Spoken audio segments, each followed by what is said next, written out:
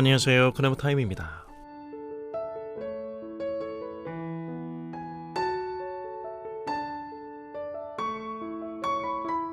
종교적인 어떤 일을 반복한다고 해서 하나님과 익숙해지는 건 아닙니다. 그건 믿음이 깊어서가 아니라 말씀에 대한 사고력과 소통에 문제가 있기 때문은 아닐까 하는 생각을 해보게 됩니다. 솔직히 많은 사람들은 자신이 틀렸다는 사실을 견디지 못하는 건 사실이거든요. 오늘 본문을 보면 바리새인을 향한 예수님의 독설에 듣고 있던 율법사들이 발끈합니다. 한 부류거든요. 흔히 서기관이라고도 하죠. 바리새인들이 전승을 연구하는 일에 있어 서기관들의 율법 해석은 지대한 영향을 미쳤습니다. 그러기에 바리새인에 대한 예수님의 책망은 곧 서기관 자신들을 향한 비판이기도 한 것이었습니다. 이번에는 율법사들을 향한 예수님의 화 있을진저 독설이 쏟아집니다. 하나님을 봐야 할 곳에서 신앙이라는 이름으로 셀 수 없이 수많은 규정들을 내세워 도리어 사람들의 고통을 키우며 종교적인 무거운 짐으로 사람들을 질식시키고 있는 율법사들은 적어도 겉으로 보기에는 탄탄한 신앙 같지만 실은 진정한 하나님의 뜻과는 분리되었다는 예수님의 지적입니다. 종교적 가르침이라는 허울 좋은 가면을 쓰고 시도 때도 없이 값치는 그들의 위세 속에서 모범도 동정심도 찾아볼 수 없는 무감각한 그들의 위선을 예수님은 책망하십니다. 율법을 연구하는 사람이라면 누구나 알아야 하는 하나님의 마음을 외면하고 있는 그들의 본색은 비단 어제 오늘 일만은 아니었습니다. 역사를 통하여 배우지 못한다는 것만큼 불행한 일도 없을 것입니다.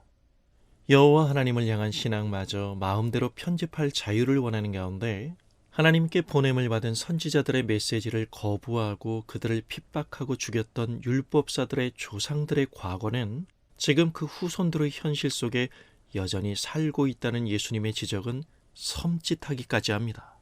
하나님의 약속대로 그들 곁에 찾아오신 예수님 앞에 지속적인 비난과 불평의 세례를 퍼붓는 그들의 반응을 통하여 확인되고 있는 사실입니다. 또한 문제는 그들의 열심과 지식의 부족이 아니라 그 지식을 진정으로 이해하는 데 율법사들이 실패했다는 예수님의 평가입니다. 이로 인해 그들의 종교성은 구도자들의 삶에서 건설적인 역할을 하기는커녕 오히려 하나님과의 소통을 가로막는 역할만 하게 되었다는 것입니다. 그러나 우리가 여기서 깊이 생각해 봐야 할 것은 예수님의 독설은 아이러니하게도 모두를 위한 희망적 물음을 품고 있는 건 아닐까요? 하나님이 친히 내신 율법은 사람을 살리기 위한 것이 아니겠는가?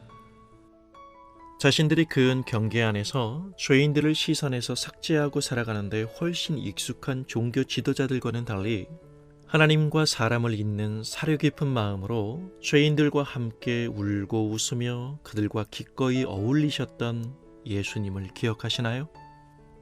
예수 그리스도, 그분께서 율법의 요구를 성취하러 오신 분이라면 그분의 독설에 배어있는 진리는 지금 자신들을 향하여 쏟아지는 격렬한 주님의 분노를 받고 있던 바리새인과 율법사들까지 아우르는 모두를 위한 희망일지도 모릅니다.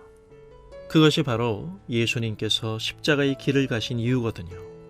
그래서 나 같은 사람에게까지도 하나님의 그 은혜가 비춰진 것이니까요. 감사합니다.